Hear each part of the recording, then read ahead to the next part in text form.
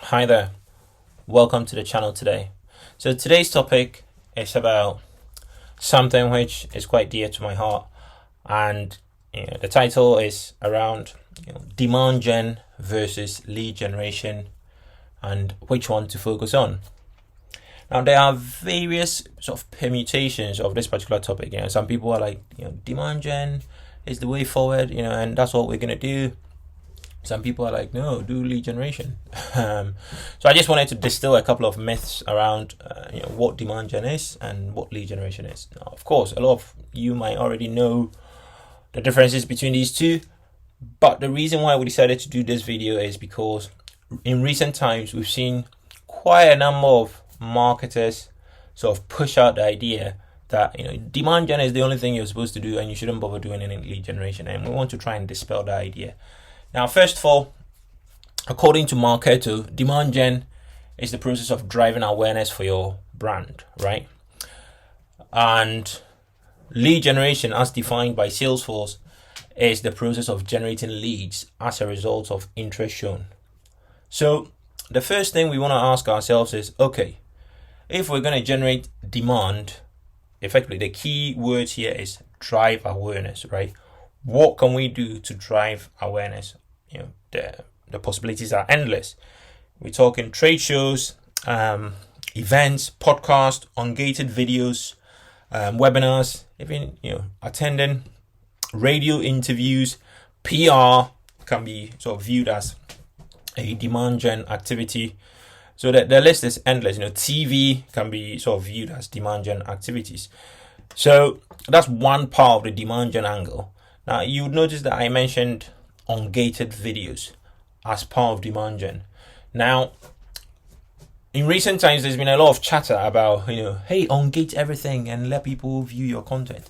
Yeah, sure. If you do that, you are making it more accessible to people, and more people are going to be aware of your brand. Great.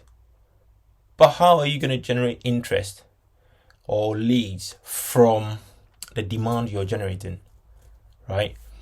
So some thought has to be attached to that demand generation effort. So, if you're generating demand, it's just a case of having a way to, generate some leads from that demand that you're generating, from that interest, from that awareness that you're generating, right? So moving on to lead generation. So typical lead generation, we're looking at things like, demo request. If your product or business sort of has the need for a demo request, contact us forms, sign-ups, live chat requests, those sort of things. Even gated webinars and videos can be classified as lead generation, right? Now, I always say, the key, if you like, top tip to take away from these two definitions, or these two buckets, if you like, is this: when you're generating demand, find a way to generate leads from that demand that you're generating. Now, if you can't, it's not always applicable. For example, if you're advertising on TV, on radio, in the newspapers, etc., it might not always be so feasible to generate leads from it. But you would notice also every single advertiser that has done a bit of TV ads, radio ads, always includes a call to action, and the purpose of the call to action is to generate leads. So don't assume just saying, hey, let's ungate everything and generate demand means you're not supposed to have a call to action, or you're not supposed to have a lead generation CTA or call to action button somewhere to actually capture the interest that you do generate. So key takeaway: always have a way to generate leads from your demand gen efforts. The two go together, right? It's not like you do one and then stop the other. The two go together.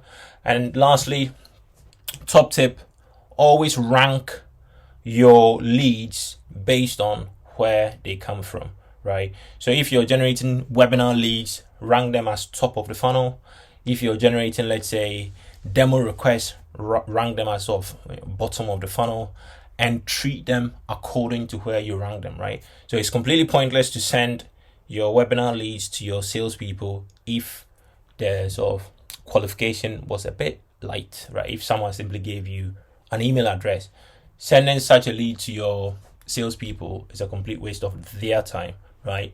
It's better to send your salesperson a lead that has first name, last name known, specific interest or specific problem known, for example, right?